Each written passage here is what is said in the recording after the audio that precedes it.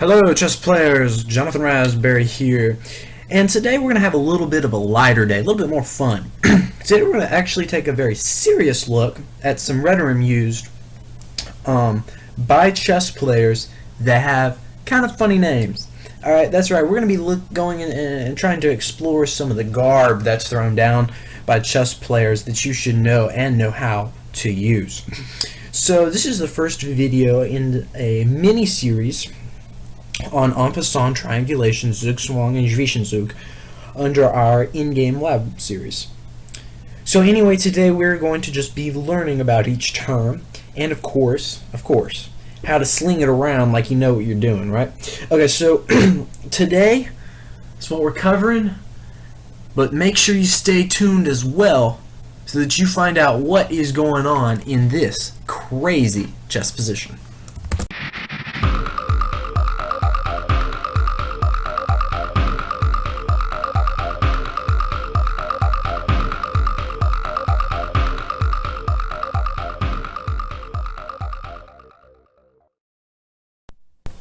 So what is going on with this crazy chess position? I mean, look at it.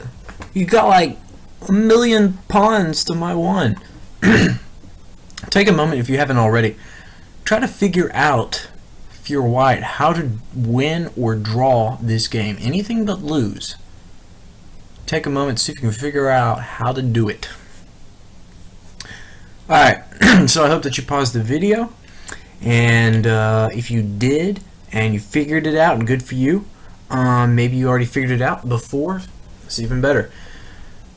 Basically, I hope that you saw that the point of this position is that black is in a state, what I would call a state of perpetual zugzwang. Any move he makes is going to hurt his position because he can't do anything about his position, which is kind of weird. The point is, I'm going to play. Wait, let's see. What move? What move is it? Alright, you got it. Is it H4? Thought it was H4. You're not right. Move is King takes C1. And the reason is because, going back here, is because here, if I play H4, he's actually not helpless for a moment. He's got his knight can move, and then as soon as I take his knight, he queens, and then as soon as I take his rook and bishop are out, and the game is over with. So, gotta stay careful here. King takes c1. Then, of course, his only legal move. And of course, we're gonna torture him. We're gonna play h3. Part of today's lesson is learning how to be a better just a chess player, the player part of chess player. So, yeah, we're gonna torture him a little bit. We'll play h3 just to annoy him. So he'll go queen a1. H4, queen a2, h5, queen a1, big surprise, h6, queen a2, h7, queen h1. And now what do you turn your pawn into? Queen, rook, bishop, or knight? Hopefully you said knight. Boom.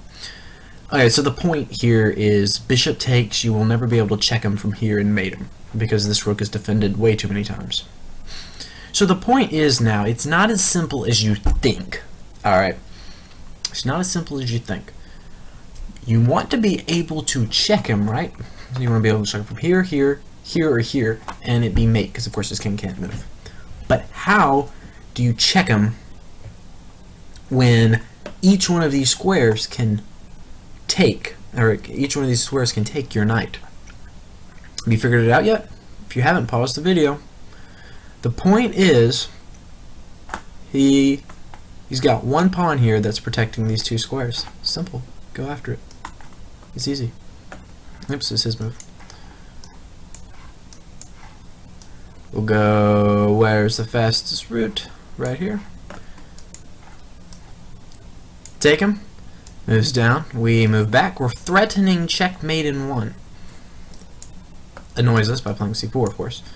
Queen a2. And now, because his queen is on a2, we notice that there's a queen fork in the air. So we play knight a5, queen a1, and knight takes b3, and we fork the king and queen. The game's over with, right? Well, yeah, of course we force the king and queen, but we also checkmate the king, right? Which is sort of as cool as forking the king and queen, but nah, what the heck. So there you go. Now, the question is, what does this have to do with anything that I'm about to talk about? And the answer is no, not really. Not much. It has a little bit of perpetual zugzwang. We'll talk about zugzwang in a little bit. Also, maybe triangulation. Basically, he can't move a piece, and he can't move, like, basically he's forced to go back and forth. He's only got one square to go to. He can't try to maneuver his pieces around using 3 squares, which we'll talk about triangulation later, but that's kind of loose. Today we're going to be talking a lot more about conceptual, and well, just where we're talking about vocabulary. I'm not going to be necessarily discussing exactly how to implement these 4, which we will do in a later video, or at least a couple of these terms: en passant, triangulation, zugzwang, and zwizenzugs.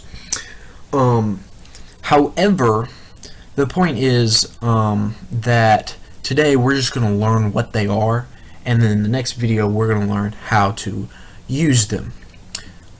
So let's dive in. Alright, so now you know this chess position. Go back here. If you want it, pause the video and write this position down, show your friends. Actually, can I go back here? This position right here. Show your friends this position, see what they think. They'll probably laugh at you, but this is actually a real position. I mean, it never happened, but it's a real chess position, and you can play in this position, though I'd highly suggest you don't if you're black. And if you're white, too, because you wouldn't want to be down this much material. So, alright, let's begin. We're going to talk a little bit about en passant real quickly. Let's flip boards here.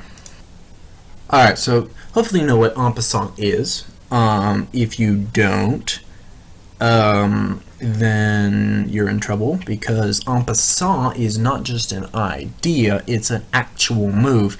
If you don't know what it is, you could be in for a very rude surprise. So let me tell you what it is in case you don't know. En passant is a very simple but sort of tricky move if you don't know what it is. When you want to pass by one of your opponent's foot soldiers, you might want to play your pawn up 2 squares. Like in this case, you might want to play pawn to b4 or something. Your logic is, he can't take me because I'm past the trading square. For those of you whose logic sounds like that, listen closely. He can take it. It's as simple as that. It's like one of those commercials: act fast, hurry, the offer won't last forever. Basically, because en passant occurs when when you or your opponent's pawn is on the 5th rank, which for black, his pawn's on the 5th rank. If white has a pawn on the 5th rank, and black has a pawn on the 7th rank. When you or your opponent has a pawn on 5th rank, and the other has his pawn on his or her starting square, then the pawn on the starting square can be pushed up 2 squares, and then the black pawn has the option of taking it. C takes b3, just like that. Look at it one more time. This is not a computer trick. This is what happens on a computer when someone plays en passant. The pawn just disappears. That's the way it works. So basically, there are 2 rules that govern this type of capture. So rule 1 is your pawn must be on the 5th rank, and your opponent's pawn must be again on his starting square. Or of course, your pawn needs to be on the 5th and his on the starting square. And secondly, you must take the pawn immediately, or the deal goes bad. Just simple as that. So b4, if he plays something like king g7, and then I make another move, let's just say, I can't take. It's illegal. It's just simple. It has to be taken immediately. Alright, so those are the 2 rules, and that's as simple as en passant is. Alright, and as I said, in the next video we're going to be going over a lot more. We're going to be discussing some game positions from these 4 topics, but we're not going to be doing en passant any. We're actually only going to be doing triangulation, zugzwang, and zwizenzug. The point being, en passant is not really an idea, it's just a move, and it's something that a lot of people aren't familiar with, so I decided it'd be a good idea to go ahead and put it in here just in case you don't know. Or in case you didn't know what en passant means, which it means is French for in passing. Or if you're French, en passant is, or in passing is English for en passant. That's I guess, maybe people in France say in passing just because they want to sound foreign. Because when they say en passant, they don't sound foreign. Huh. I wonder about that. Maybe if there's anybody in France, you can tell me if y'all guys say in passing, or maybe you say it in Spanish, which I don't know what it is in Spanish. But, so there you go. That's what en passant is. Simple as that. Let's go ahead and move on now to triangulation. Okay, so triangulation is moving your piece in such a way that it loses a move. Now, that kind of sounds like a bad plan. You know, think about it in the opening. They say that 3 moves are worth a pawn. So if you lose a move, it's almost like you're losing a third of a pawn. And who would do that in an endgame? And the answer is very, very smart people sometimes. The point here, alright, is that black wants to push his pawn, but he can't. You know why? Because white. His king is sitting here annoyingly on f3, and if this king never moves, this king ain't never gonna get into g4. It's as simple as that. If you wanna use southern slang there, he ain't never gonna get there. Which actually means he is gonna get there because of triangulation, but southern people don't know that, so they just say he ain't never gonna do that, which means he's never gonna get there. But apparently they don't know about triangulation, because triangulation will get him there. Now, I'll grant you this. Simplest in this position is for black to back his rook up, and then white's king's got to go backwards. However, black in this position, this is a game taken from International Master Josh Waitzkin off of Chessmaster, the program Chessmaster. He can back up his rook, but he wants to get control of this nice file. So how can he lose a move? If he backs his king up, I'm going to back my king up. I'll go over here. Now, of course, if I go here, then I've lost the move. But let's say, alright, let's say I go here, I'll just go back. If I go here, I'll go back. And if I ever come forward again, he's going to come forward. It looks like there's no way to make progress. Is that right? And the answer is no. Alright. The point here is I have 2 squares from which I can get to this single point. Alright, so that is what triangulation is. I've got a triangle of squares. I've got the point I want to go to, and I got 2 squares from which I can get there. And my opponent only has 1, so he doesn't have that option. Sometimes you will have 2 squares from which you can move to your desired square. And your opponent has 2 to defend, and then simply he'll move back and forth. And you'll move back and forth, you won't get anywhere. So here, I'm going to play king h5. And of course, if he backs up, then we get this square, so he's going to check me. I now back up over here. I'm threatening to push my pawn. He's got to come back. It's the same thing as making 2 king moves. And then I come forward and I've lost the move. There you go. Alright, so that is triangulation. Let me give you a little definition here. Triangulation is a very common way to make progress in the endgame, as I showed here. This idea is very simple, if you know it, very elegant, and it can help you win a game. So, as you can see, losing the move to get to the g4 square proved useful. And if we go ahead and make a move here, I'm going to push this pawn. Now the point is his e5 pawn is hanging. So I'm able to trade pawns here, and in the end, it was the most important part of the game for me, the triangulation right there. So we're going to talk a little bit more about this in the next video, but just in case you're wondering, you can use the word triangulation to sound more scientific.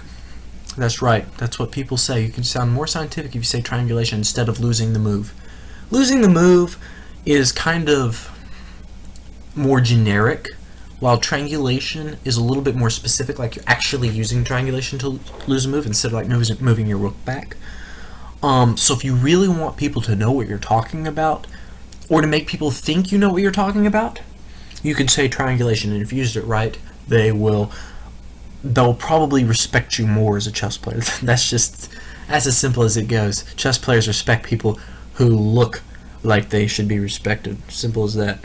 Alright, let's move on. We're going on to zwizenzugs. So a zwizenzug is German for an in-between move. Alright, that's just a literal translation. I think it's literal. I'm not sure. Maybe somebody in Germany can help me pronounce it better, or maybe translate it a little bit better. But the basic idea is a zwischenzug is an in-between move.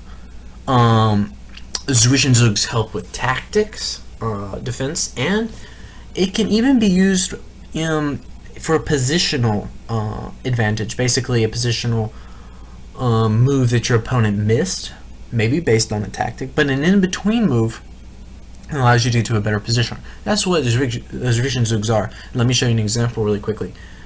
Here, this is a game taken from 2013, from a game of mine back when I was about a 1300. So this is a little bit more of an elementary mistake from my 1300 rated opponent as well. But you get the point. Knight takes e6.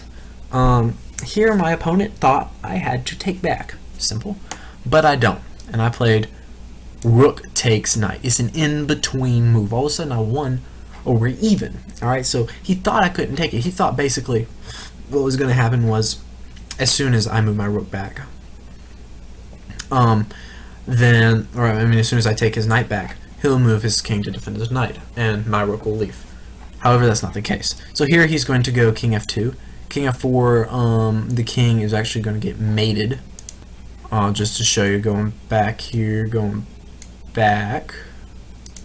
King f4, knight h5. Of course, this knight is defended. I'm not worried about now the zwischenzug of taking back that knight. I believe his only legal move is to play here. Then g6 is checkmate. So there you go. So he's going to play king over to f2. Then I play a second zwischenzug and take his knight. There you go. That is what a zwischenzug is. Down and dirty, simple. Actually, down and dirty and simple doesn't make any sense. It's very clean. Down and clean, if that is an expression. And here I'm going to just checkmate him, and I won the game a few moves later. So there you go. Simple as that. An in-between move allowed me to win material. He thought, going back, he thought that when taking this knight, that either A, he missed my second in-between move of knight takes e4 check, or he simply missed my rook takes g3. My guess is he missed this simple knight takes e4, which is basically an in-between move, taking a pawn with check. Most of the time, in-between moves are checks or captures. Sometimes they aren't. Sometimes they're just simple positional moves that your opponent will overlook, you'll overlook. And then it helped me simply win a piece. So zwischenzug is the in-between move, and great for tactics. So we're gonna look more examples. Sorry, I'm losing my mind here for a second. I need coffee, or maybe Powerade. I don't really like coffee, so maybe Powerade. Maybe my assistant can give me Powerade, but sadly I don't have an assistant. So the in-between move, there you go. It's one of two German words that we're going to be looking at today and in our next video, which is going to be more on how to apply the zwischenzugs. But let's quickly look at what a zugzwang, our next position, is. So here we have a case of mutual zugzwang. Alright, now if you didn't know what zugzwang was, you would probably not know what I meant and not know the evaluation of this position. You'd have to calculate this position, which is pretty easy to calculate. Some positions aren't. And if you hear somebody say zugzwang, you may not know what they mean. Zugzwang means if you are in zugzwang, you have no good moves to make. If your opponent is in zugzwang, he has no good moves to make. Zugzwang, I don't know the exact translation. This is again from German. However, it means basically every move that you make is bad. Simple as that. So I'm sure you recognize this position. Case of mutualistic zugzwang. You get to the end of the board, you think that the game is winning or drawn, but what is it? If you're black, you think the game is drawn. Is that true? Well, if it's your opponent's move, he's in zugzwang, and any move he makes allows you to get what you want, which is a draw. In White's case, he thinks the game is winning, and if it is not his move, you as black are in zugzwang, and any move you make is losing. Is losing. Simple. If I'm white, I play here, and I stalemate you, and if it's black move, he has to move out, and I play king to d7. So there you go. Simple explanation of zugzwang. It's really popular in king and pawn games. Are not necessarily popular, but common. It can easily turn a draw position into a lost position for you if you find yourself in zugzwang, or from a won to drawn position, or vice versa, of course. So unfortunately for both sides, they don't have good moves to make if it's their move, and it's this case that they are toast. Then now there are some cases, a zugzwang, where you can't make progress. This is not exactly as correct of a zugzwang to say that you can't make progress, but sometimes every good move you want to make is bad, so you can't do that. However, that's not the technical term of zugzwang. So just say, so if you hear somebody say they're in zugzwang, doesn't mean they can't make progress. It means they can't make any good moves. They can't keep equality. They can't keep their win, or maybe they can keep their win, but it goes from being very easily winning to not easily winning at all. That's what zugzwang means. Simple as that.